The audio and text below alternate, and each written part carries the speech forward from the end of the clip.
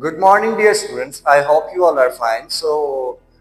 Today we are going to learn about the fire safety, and it is very beneficial for all of us. So, please listen it carefully and nicely. So, today's our main topic is fire safety, and we are studying this lesson through the page 74 till 75 from our textbook. Please check your textbooks. Right. So, fire helps us in many ways. Indeed, there is no doubt. Fire helps us in many ways, but if it spreads, it will harm us. So, we will learn about the fire safety, we will learn about the fire extinguishers, and much more. So, without wasting any time, let's get started. Our first main concept is what are exothermic reactions? What are exothermic reactions? When something burns, when something burns, it gives off light and heat. When something burns, it gives off heat and light. These type of reactions are exothermic reactions which give us heat and light. It's pretty simple. Exothermic reactions are those reactions which give us heat and light. For instance, the best example of the exothermic reaction is a burning candle because we see light and feel heat as well.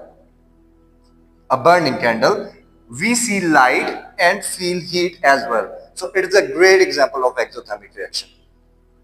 So dear students, I am 100% sure that most of us know about the use of thermometer, why the thermometer is being used.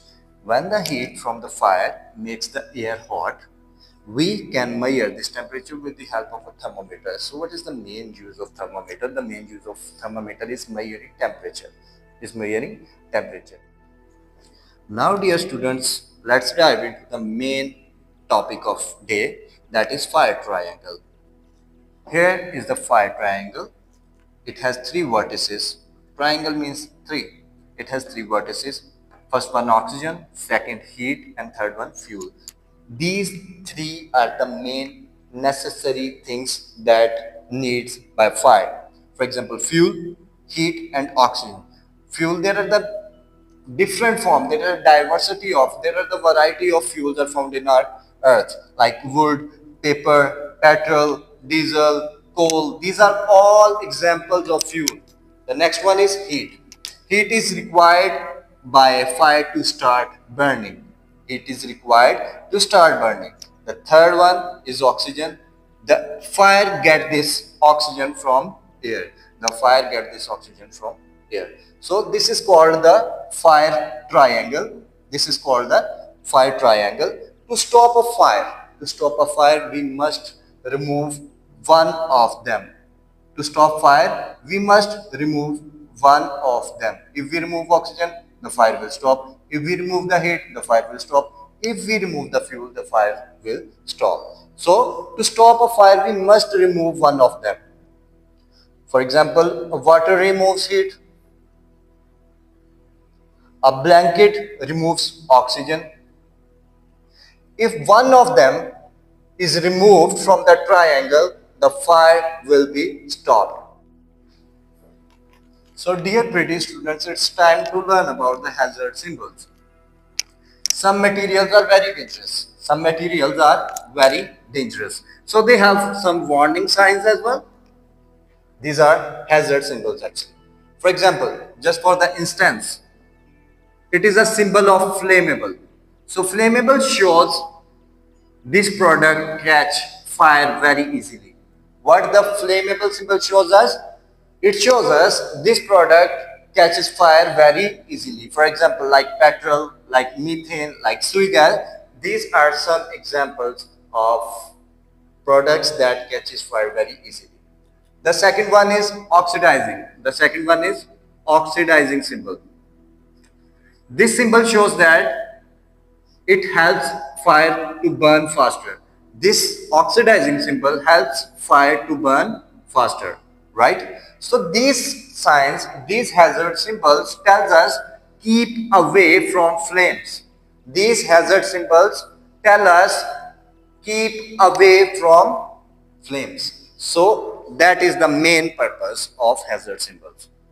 Lastly, we have fire extinguishers. We have fire extinguishers. So different extinguishers are used for different fires. Different extinguishers are used for different fires. Let me explain. Let me easy. For example, we have different types of fires. We have different types of fires. Just for example, if the fire start from wood or paper, if the fire start from wood or paper, the wood or paper are the source of fire. So we will use water to put it out. We will use water to put it out if the fire start from wood or paper. The second consequence, the second condition is if the fire start with petrol or oil, then we don't use water. Then we don't use water. We will use the different extinguisher. Like we will use foam in this case to stop fire, right? The third one, if the fire starts from electric, if the fire starts from electricity or it is electric fire, we use no water, we use no foam, we use CO2 gas, means carbon dioxide gas here, because water is very dangerous in this scenario actually. So for many types of fires, we use powder extinguishers. We use powder extinguishers. So what we learned, what we obtained from that content, that different extinguishers are used for different types of fires. We can't use the same extinguisher for different type of fire.